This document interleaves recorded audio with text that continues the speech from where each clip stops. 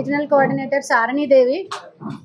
ప్రజలందరికీ తెలిసిందే, గత 5 రోజుల నుంచి రాష్ట్రం మొత్తంగా అన్ని న్యూస్ ఛానల్స్లోనూ మీడియాల్లోనూ న్యూస్లు వస్తూనే ఉన్నాయి. ఏదైతే పవన్ కళ్యాణ్ గారు సంవత్సరంన్నర క్రితం తిరుపతి తిరుమల వెంకటేశ్వర స్వామి లడ్డూని ఇలా కల్తీ చేసి జంతు అవశేషాలు, జంతు కొవ్వుతో కూడుకున్న నెయ్యితో కల్తీ చేసిన లడ్డు ప్రసాదం పెట్టడం జరిగింది ఆయన అని వ్యాఖ్యానించారని చెప్పి అప్పుడే వైసీపీ వాళ్ళు చాలా గోలలు చేసి చాలా ఇబ్బందులు కలిగించారు జనసైనిక నాయకులందరికీ కూడాను. అలాగే ఆయన ఎంతో మంది ఈ లడ్డూని ప్రసాదంగా స్వామికి పెట్టి స్వీకరించినా కూడా తప్పు ఏ పార్టీలు చేసినా ఎవరు చేసినా జరిగింది హైందవ ధర్మంలో. వెంకటేశ్వర స్వామి తరపున ఆయన క్షమాపణ కోరుకుంటూ ఒక రాష్ట్ర వ్యాప్తంగానే కాకుండా దేశవ్యాప్తంగా, ప్రపంచవ్యాప్తంగా కూడా ఆయనకి ఎంతో మంది భక్తులు ఉన్నారు. చెప్పాలంటే ముస్లింలు కూడా ఉన్నారు. ఎందుకంటే బీబీ నాంచారమ్మ అనే ఆవిడ ఆయనకు ఒక భార్య అని నమ్మకంతో చాలా మంది ముస్లిమ్స్, అట్లాగే క్రిస్టియానిటీకి సంబంధించిన వాళ్ళు కూడా ఎవరైతే స్వామి మీద నమ్మకం ఉన్న వాళ్ళు డిక్లరేషన్ ఇచ్చి కూడా ఆయన దగ్గరికి వస్తారు. వాళ్ళందరూ కూడా ఈ ప్రసాదం తీసుకోవడం జరిగింది. సో వాళ్ళందరూ తీసుకుని ఆరగించడం మూలాన స్వామి తప్పుదం ఎవరి మూలాన జరిగినా మేము అందరం కూడా దానికి ప్రాయశ్చిత్తం తీర్చుకునే విధంగా కర్మలు చేసుకుంటాము అని మేమందరం, ఆయన దుర్గగుడి మెట్లు కడగడమే కాకుండా మా అందరి చేత కూడాను గుళ్ళల్లో పూజలు చేయించారు, గుళ్ళల్ని క్లీన్ చేయటం ఇవన్నీ చేసి స్వామికి ఎవరు చేసినా కూడా తప్పు, మమ్మల్ని క్షమించు స్వామి అని ఆయన మొక్కునే విధంగా ఈ ప్రోగ్రాం చేయడం జరిగింది. ఇవాళ ఎన్డీటీవీ రిపోర్ట్ ప్రకారమే ఆ రోజు పవన్ కళ్యాణ్ గారు రుజువులతో సహా, ఏ రుజువులు లేకుండా అంత స్థాయిలో ఉన్న నాయకుడు ఫ్లూక్గా అయితే ఖచ్చితంగా మాట్లాడరు. రుజువులు ఉన్నాయి కాబట్టే పబ్లిక్లోకి వచ్చి మాట్లాడారు. కానీ 154 సీట్లు ఇచ్చారు కదా వైసీపీకి అని వాళ్ళ ధీమాతో నెక్స్ట్ టైం కూడా రెండోసారి కూడా మళ్ళీ మేమే వస్తాం కదా అని చెప్పి డైవర్షన్ పాలిటిక్స్ చేసి వాళ్ళకి ఇచ్చిన 154 సీట్లు దుర్వినియోగం చేసుకునే విధంగా దోచుకోవడం అనే దాని మీద కేవలం అంగన్వాడీ వాళ్ళ ఎల్ఐసి డబ్బులే కాకుండా రకరకాల కమిటీల వాళ్ళ డబ్బుల్ని అన్నిటినీ దోచుకోవడం విధమే కాకుండా ఆఖరికి వెంకటేశ్వర స్వామిని కూడా వదలకుండా ఆయన ప్రసాదాన్ని కూడా కల్తీ చేస్తా 1,60 కోట్ల నెయ్యిని సరఫరా చేశామని, కల్తీ నెయ్యి అన్నది కిలోలు అన్నది కాకుండా అది అసలు కల్తీ అని అనడానికే లేదు. కల్తీ అంటే కనీసం 10 కేజీలు నెయ్యి ఉండి మిగతా అన్ని కోట్లు మీరు వేరే పదార్థం కలిపినా దాన్ని కల్తీ అనిపించుకోవచ్చు, కానీ అసలు అక్కడ నెయ్యే లేదు. సో నేనైతే దాన్ని కల్తీ కింద పరిగణించను. అది దారుణమైన మోసం, యాక్చువల్ అది చీటింగ్ అంటారు దాన్ని. అంత మోసం చేసి ప్రసాదాన్ని డైరీ ఫార్మ్స్ ఏవైతే Bolebaba dairy farm, Vaishnavi dairy farms అక్కడికి వెళ్ళి చెక్ చేస్తే కనీసం అక్కడ ఆవులు లేవు, కనీసం పాల ఉత్పత్తులను ఏవైతే సేకరించే పని కూడా లేదు అక్కడ. కేవలం ల్యాబ్స్లో తయారు చేసిన 4 ఏవైతే సింథటిక్ కెమికల్స్ ఉంటాయో మనుషులు తినడానికి ఎలిజిబుల్ కాని వాటిల్ని యూజ్ చేస్తూ నెయ్యిలాగా కనపడే విధంగా, నెయ్యి స్మెల్ వచ్చే విధంగా ఇలా చేశారు. జగన్మోహన్ రెడ్డి గారు నిన్న నేను ఒక వీడియో చూశాను, వాళ్ళకి సంబంధించిన పార్టీ వాళ్ళే ఎక్కడో పైన జగన్మోహన్ రెడ్డి గారికి ఏం తెలుస్తుంది తిరుపతి దేవస్థానంలో జరిగిన విషయము అని. కానీ ఒకటి గుర్తుపెట్టుకోవాలి, రాజును బట్టే వాళ్ళ కార్యకర్తలు వీళ్ళందరూ ఉంటారనేదే కదా మీ సామెత. ఎప్పుడు చూసినా రోజా గారు మిగతా కార్యకర్తలు అందరూ మాట్లాడేది యథా రాజా తదా ప్రజలాగా. ఎప్పుడైనా సరే ఎక్కడ ఏం జరుగుతుందని మీరు నామినేటెడ్ పోస్టులు ఇచ్చేసుకున్నాక మీరు స్క్రూటినీ కూడా చేసుకోవాల్సిన పరిస్థితి, దాంట్లో కూడా మీరు లోపించారు. ఎందుకంటే మీరు చేయలేకుండా అంత 250 కోట్ల కాన్స్పిరసీ అయితే జరగదు. మీరు ఆఖరికి హిందువుల్లో నమ్మకాలని పోగొట్టుకునే విధంగా ఏవైతే హిందూ ధర్మాన్ని మీరు దీంట్లోకి తీసుకుని హిందువులు కూడా నాకు సపోర్ట్ ఉంటారని ఓన్లీ ఓట్ బ్యాంక్ రాజకీయాలు చేస్తూ వచ్చి ఇవాళ హిందువుల నమ్మకాలని ఎగతాళి చేసే విధంగా, నేను అసలు ఓట్ కిందే చూస్తాను మనుషుల్ని, దాన్ని దాటి చూడలేను అనే విధంగా వెంకటేశ్వర స్వామిని అవమానించారు. మీకు తెలిసిందే, ఎంతోమంది బిక్కి middle class, upper middle class సంబంధం లేకుండా కష్టాల్లో ఉన్నప్పుడు భగవంతుడు తప్ప మానవ మాత్రులు ఎవరు తీర్చలేని వాటిల్ని స్వామి మాకింత కష్టం వచ్చింది, నువ్వు తీరిస్తే నీ కొండకి కాలుమెట్ల నడిచి వస్తాము, అట్లాగే మా సూత్రాలని, మాకున్న బంగారం అని, దాచుకున్న డబ్బులని తినక ముడుపులు కట్టి ఆ ముడుపులు ఆ హుండీలో వేస్తే ఆ వచ్చిన డబ్బుతో ప్రసాదం కింద నివేదించి ఆ లడ్డూని స్వామి మీద వాళ్ళ కష్టాలని స్వామి ముందు పెడతారు. ఆ రూపేణ అది ఆ లడ్డు ప్రసాదం కింద మారి అందరికీ ఆ ప్రసాదాన్ని పంచిపెట్టడం జరుగుతుంది. అలాంటిది ఏదైతే ప్రజల కష్టాన్ని నేను తీసుకుని మీ కర్మల్ని నేను తగ్గించి కొండంత కష్టాల్ని గోరంతతో తీర్చిపెడతానన్న కష్టాన్ని అంతటినీ కూడా స్వామివారి వరకు చేరనీయకుండా దాన్ని కూడా డబ్బు రూపంలో చూసి మింగేశారు. ఆ పాపం అంతా కూడా వైఎస్ఆర్సీపీ వాళ్ళకే తగులుతుంది. దాన్ని ఏర్పాటు చేయడానికి ముఖ్య ఉద్దేశం తిరుమల తిరుపతి లడ్డూలో జరిగినటువంటి కల్తీ గురించి ఈరోజు మేమందరం కూడా మాట్లాడబోతున్నాం. నాతో పాటుగా ఈ సమావేశంలో ఉత్తరాంధ్ర మహిళా రీజన్ కోఆర్డినేటర్ సోదరీమణులు శారణిదేవి గారు, దుర్గారెడ్డి గారు, అలాగే రాష్ట్ర డైరెక్టర్స్ సోదరీమణి తెలుగు లక్ష్మి గారు, హైమా గారు, రూపా గారు, అలాగే మిగిలిన వీర మహిళలందరూ కూడా వివిధ హోదాల్లో, వరుదిని గారు వివిధ హోదాల్లో, వార్డు స్థాయిల్లో, జిల్లా స్థాయిల్లో లీడర్షిప్ క్వాలిటీస్ ఉన్నటువంటి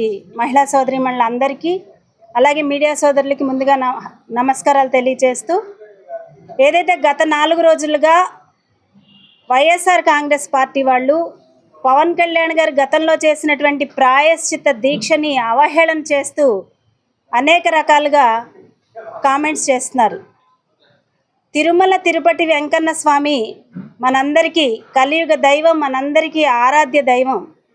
మరి తిరుపతికి వెళ్ళొచ్చిన తర్వాత తిరుపతి వెంకన్న స్వామికి ఎంత ప్రాధాన్యం ఇస్తామో, మరి ఏ రకంగా అయితే ఆ ప్రాంతానికి వెళ్ళిన వెంటనే ప్రతి ఒక్కళ్ళ మనసు కూడా అక్కడ ఉన్నటువంటి లడ్డూ రుచిని కోరుకుంటుంది.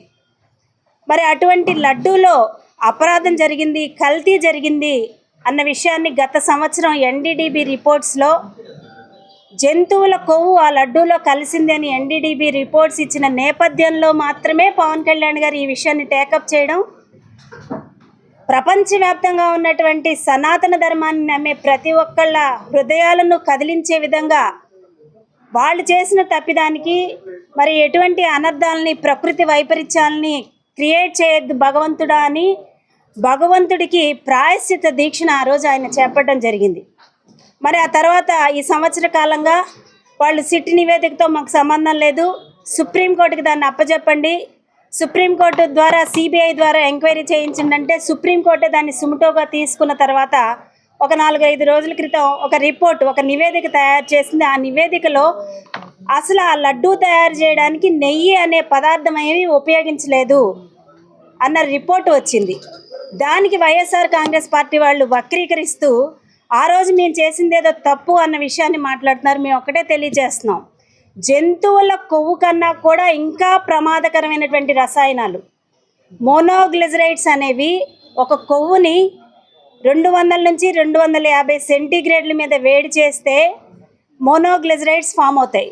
మోనోగ్లిజరైడ్స్ కానివ్వండి, లాక్టిక్ యాసిడ్ కానివ్వండి, ఎసిటిక్ యాసిడ్ కానివ్వండి, బీటా కెరోటిన్ కానివ్వండి, పామ్ కెర్నల్ ఆయిల్, ఇవన్నీ మిక్స్ చేసి ఒక ద్రవాన్ని తయారు చేస్తే ఆ ద్రవం చూడడానికి ఆవు నెయ్యిలాగా అనిపిస్తుంది, స్మెల్ కూడా ఆవు నెయ్యిలాగా వస్తుంది తప్పించి పూర్తిగా అవి రసాయనాలే. అంటే కోట్లాది మంది ప్రపంచవ్యాప్తంగా మరి కలియుగ దైవంగా భావించే వెంకన్న స్వామి లడ్డూ విషయంలో ఇంత ఘోర అపరాధాన్ని చేసినటువంటి వైఎస్ఆర్ కాంగ్రెస్ పార్టీ వాళ్ళని మరి ప్రజలైతే తప్పకుండా శిక్షిస్తారు.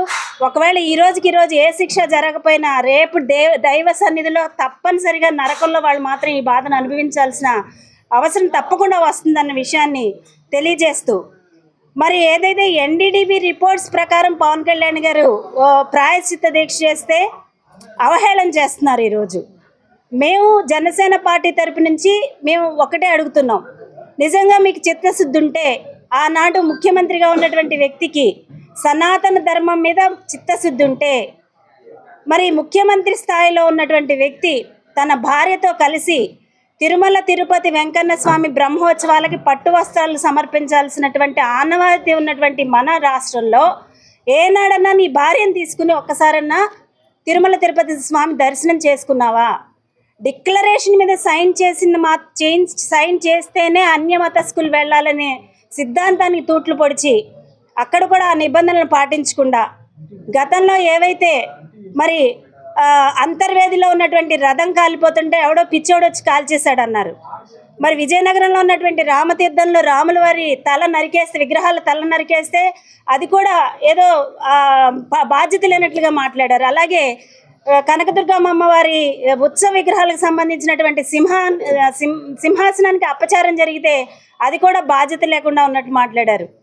పవన్ కళ్యాణ్ గారు మొదటి నుంచి ఒకటే చెప్తున్నారు, మన మతాన్ని మనం గౌరవించుకుందాం, ఇతర మతాలను కూడా ఆదరిద్దాం అన్న ఆలోచన తప్పించి వేరే ఉద్దేశం లేదు. కానీ గత వైఎస్ఆర్ కాంగ్రెస్ పార్టీ అధికారంలో ఉన్న సమయంలో మరి కేవలం సనాతన సాంప్రదాయాన్ని తక్కువ చేసి చూడాలన్న ఆలోచనతోనే ఇన్ని సంఘటనలు జరుగుతున్నా ఒక ముఖ్యమంత్రి స్థానంలో ఉన్న వ్యక్తి చేయగలిగి దాని మీద ఎంక్వైరీ చేయగలిగి ఎవరు దాని మీద అలా చేశారు అనే దాన్ని పట్టుకోగలిగిన స్థాయిలో ఉన్న వ్యక్తి అయ్యుండి కూడా ఉదాసీనంగా వ్యవహరించడానికి కారణం హైందవ సాంప్రదాయం మీద ఉన్నటువంటి చిన్న చూపు తప్పించి ఇంకా వేరే ఏమీ లేదన్న విషయాన్ని తెలియజేస్తూ, అంతేకాకుండా మరి టీడీపీ పార్టీ వాళ్ళు ఫ్లెక్స్లు ఏర్పాటు చేసి రాష్ట్ర వ్యాప్తంగా శాంతి భద్రతల అల్లకల్లోలం సృష్టిస్తున్నారు అని వైఎస్ఆర్సీపీ వాళ్ళు అడుగుతున్నారు. మేము ఒకటే అడుగుతున్నాం, గతంలో చంద్రబాబు నాయుడు గారు ఫ్లెక్సీలు మోస్తున్నట్లుగా మీరు జనసేన పార్టీ అధ్యక్షులు పవన్ కళ్యాణ్ గారిని ఎంతో అవమానకరంగా ఫ్లెక్సీలు వేస్తే మరి ఆ రోజు మీకు శాంతి భద్రతల గురించి విఘాతం కలుగుతాయని అర్థం కాలేదా? మరి పవన్ కళ్యాణ్ గారు లాంటి వ్యక్తి గురించి మీరు అలాంటి పోస్టింగ్స్ పెడితే నిజంగా ఆయన సంయమనంతో మా అందరికీ ఇన్స్ట్రక్షన్స్ ఇవ్వకపోతే రాష్ట్రం ఏ రకంగా తయారై ఉండేదో ఒకసారి ఆలోచించుకోవాల్సినటువంటి పరిస్థితి. శాంతి భద్రతలు విఘాతం కలిగించింది మీరు, హైందవ సాంప్రదాయానికి తూట్లు పొడిచే విధంగా ప్రవర్తించింది మీరు, పవన్ కళ్యాణ్ గారిని అవహేళన చేస్తూ మాట్లాడింది మీరు. మేమేమో అంబటి రాంబాబు గారి లాగా నోరు జారి ముఖ్యమంత్రి స్థాయి వ్యక్తిని దిగజారుడు వ్యాఖ్యలు చేయట్లేదే. చాలా సంయమనంతో శాంతియుతంగా మా అధ్యక్షులు వారు ఇచ్చినటువంటి ఇన్స్ట్రక్షన్స్ని ఫాలో అవుతూ వస్తున్నాం. ఫైనల్గా మేము చెప్పేది ఏంటంటే, ఆ రోజు ఏదైతే డైరీ ఏదైతే బోలే బాబా డైరీకి అప్పచెప్పారో అలాగే వైష్ణవి డైరీకి అప్పచెప్పారు. కనీసం వాళ్ళకి ఒక డైరీ ఫామ్ లేదు, ఆవులు లేవు. మరి ఏ రకంగా అయితే ఆవు లేకుండా, పాలు లేకుండా, వెన్న లేకుండా నెయ్యి తయారు చేయడం అనేది కేవలం ఒక వైఎస్ఆర్ కాంగ్రెస్ పార్టీ వాళ్ళకి మాత్రమే సాధ్యమైంది.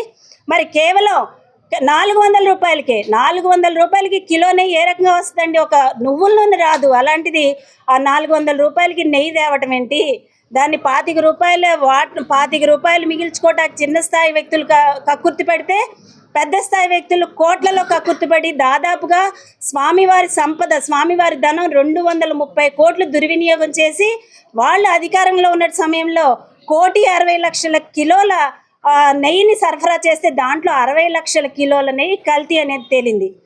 దాని ద్వారా ఆ సమయంలో 20 కోట్ల లడ్డూలను తయారు చేశారు. మరి ఇంత అపరాధాన్ని ఒడిగట్టిన మీకు ఖచ్చితంగా భగవంతుడు శిక్షిస్తాడని, దయచేసి పవన్ కళ్యాణ్ గారు చేసినటువంటి సనాతన సాంప్రదాయాన్ని కాపాడాలని ఆలోచన చేసినటువంటి పవన్ కళ్యాణ్ గారి గురించి నోరు అదుపులో పెట్టుకుని మాట్లాడవలసిందిగా కోరుతున్నాం.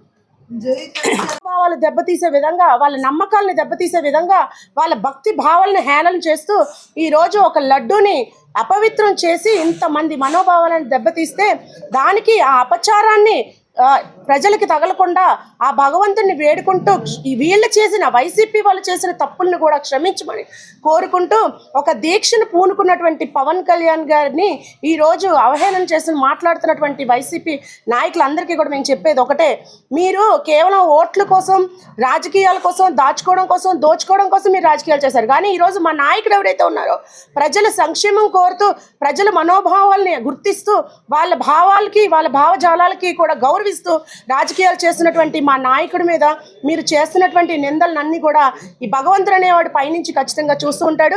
ఎందుకంటే ఎంతో పవిత్రమైనటువంటి లడ్డు మన వెంకటేశ్వర స్వామిని దర్శించుకుని ఆ తర్వాత ఆ ప్రసాదాన్ని ఇంటికి తెచ్చుకుని 10 మందికి పంచితే ఆ చిన్న ప్రసాదాన్ని కూడా కళ్ళకు అద్దుకుని ఎంతో అపురూపంగా అది తింటే ఎన్నో జబ్బులు పోతాయి, ఎన్నో బాధలు తీరిపోతాయి అని నమ్మకాన్ని మీరు మొమ్ము చేస్తూ ఈరోజు అందులో కెమికల్స్ని, ఒకవైపు నమ్మకాన్నే కాదు ఆరోగ్యాన్ని కూడా పాడు చేసే విధంగా కెమికల్స్తో కూడినటువంటి నెయ్యితో చేసినటువంటి లడ్డూని మీరు అందించి మీ తప్పుల్ని కప్పుచెప్పుకోవడం కోసం ఈరోజు మా నాయకుడి మీద మీరు నిందలేస్తే మేమైతే కూడా ఖచ్చితంగా ఎక్కడ కూడా సహించేది లేదు. ఖచ్చితంగా దీన్ని మేము ఖండిస్తున్నాం. ముందు కూడా ప్రజలందరూ కూడా చూస్తూ ఉన్నారు. ప్రజలందరూ కూడా మీరు చేసిన మోసాలను చూశారు. అందుకే ఈరోజు మిమ్మల్ని గద్దె దించి ప్రజల క్షేమం కోరి ప్రజలకి మంచి చేయగలిగినటువంటి నాయకులకి పట్టం కట్టారు. సో ప్రజలు అన్నీ గమనిస్తున్నారు. ఇక ముందట కూడా తీర్పుని ఇదే విధంగా ఇస్తారు. కాబట్టి మీరు అందరూ గమనించి మా నాయకుడి మీద బురద జల్లే పనిని పక్కన పెట్టి ప్రజల సంక్షేమం కోసం, ప్రజల కోసం, ప్రభుత్వం కోసం పనిచేయడంలోనే మీరు నిమగ్నమయ్యాలని కోరుకుంటూ సెలవు తీసుకుంటాం.